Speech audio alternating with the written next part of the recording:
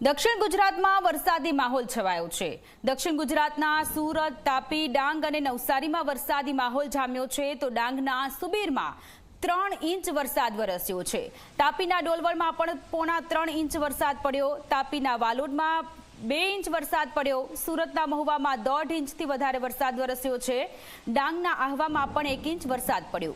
સવારથી રાજ્યમાં કુલ 42 તાલુકાઓમાં વરસાદ પડી રહ્યો છે। દક્ષિણ ગુજરાત ઉપરાંત સૌરાષ્ટ્રના ભાગોમાં પણ વરસાદ વરસી રહ્યો છે। દક્ષિણ ગુજરાતમાં વરસાદી માહોલ છવાયો છે। સુરતના મહુવામાં 1.5 ઇંચથી વધારે વરસાદ વરસ્યો છે અને આ બાજુ સૌરાષ્ટ્રના રાજકોટ, જામનગર, દ્વારકામાં પણ વરસાદ પડી રહ્યો છે।